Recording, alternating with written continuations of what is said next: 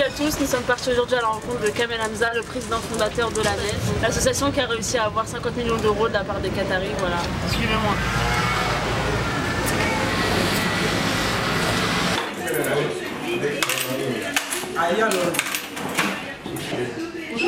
Bonjour, ça va? Très bien.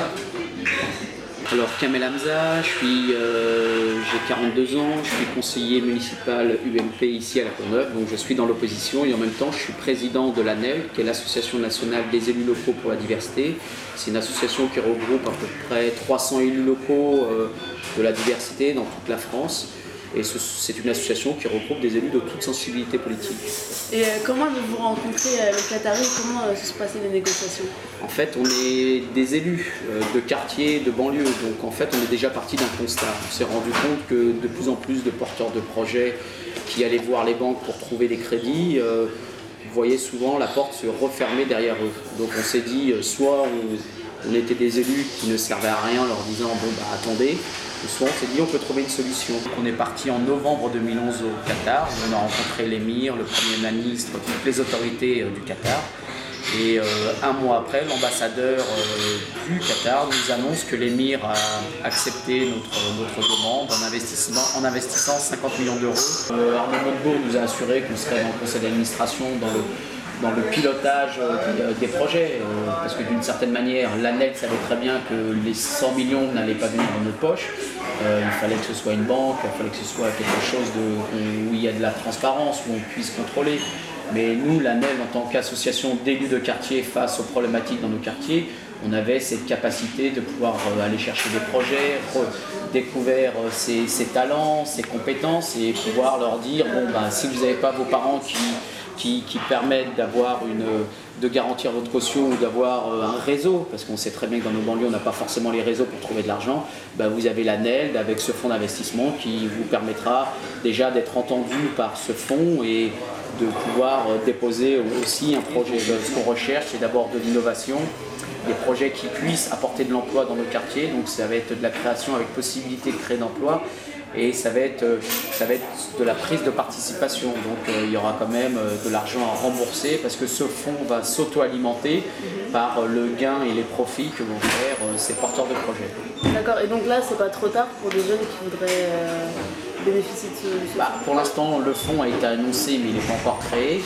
Donc là il y aura encore 2 mois pour le mettre en place, c'est-à-dire trouver une structure, un organisme financier, décider sur quel type de projets seront financés, voir est-ce que ça sera de la prise de participation, est-ce que ça sera des crédits, faire en sorte de pouvoir rédiger les contrats, donc il y a aussi une partie juridique. Donc là pour l'instant il y a encore 2 mois de mise en place, de préparation technique. Donc je pense que les gens, ce qu'on peut leur dire c'est préparer vos business plans. Est-ce que vous trouvez ça normal que ce soit un pays étranger comme le Qatar qui investisse en banlieue alors que, entre guillemets, la France ne le fait pas?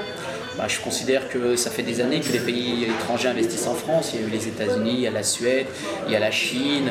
Tous les pays investissent en France. Moi, ce qui m'interroge, c'est pourquoi quand un pays comme le Qatar investit dans la banlieue, ça pose problème. Le Qatar investit dans les Total, Vinci, Veolia, ça pose aucun problème. Investit au PSG, ça pose aucun problème. Dès qu'on dit banlieue, ça pose problème. Pourquoi parle-t-on d'un hold-up des fonds par le gouvernement? Parce que quand on a appris que le fonds du Qatar qu'on avait été chercher, qu'on avait lancé, que ce soit des élus de banlieue sont partis et qu'on apprenne que on n'est plus dans ce projet et en même temps ce sont des porteurs de projets qui ont été rejetés. On s'est dit c'est un véritable hold-up. D'un côté on nous explique que le fonds n'était pas bon et aujourd'hui on nous explique que maintenant il est bon mais il faut que ce soit plus la banlieue, il faut que ce soit des PME. Donc il y a un vrai problème, il y a eu un vrai hold-up, un détournement de fonds. C'est pour ça qu'on a dénoncé cette captation par le gouvernement de ce fonds. Donc on a considéré que c'était un hold-up, mais maintenant ça s'arrange. Arnaud Montebourg nous a reçus, nous a garanti que la banlieue sera prise en compte. Aujourd'hui, ce fonds doit se mettre en place très rapidement. L'ANEL sera partie prenante de ce fonds, donc on sera cette garantie pour les banlieues. Donc, comme on dit, maintenant il faut que ça se mette en place et qu'on puisse montrer que la banlieue, les créateurs d'entreprises ne sont pas là pour défendre une religion ou défendre une communauté, mais sont là pour défendre des projets économiques, défendre de l'emploi. Voilà maintenant ce qu'il faut qu'on montre. Vous avez eu un retour de la part des autorités jusqu'à là? Pour l'instant aucune, mais bon, dans la mesure où on parle avec le gouvernement, c'est un peu la même chose. Aujourd'hui, on n'est pas là pour faire la guerre auprès de qui que ce soit, on est là pour défendre des projets, pour défendre de la création d'entreprises dans nos quartiers, parce que quand on stigmatise nos quartiers, c'est à nous de montrer maintenant qu'on peut montrer une autre image, celle de l'investissement et de la création d'entreprises et de l'emploi, parce que c'est la seule image qui tienne dans ce pays. D'accord, et quels sont les projets pour la NAM alors? Les projets, c'est-à-dire des projets d'avenir? Oui. Nous, ce qu'on veut, on va lancer là bientôt.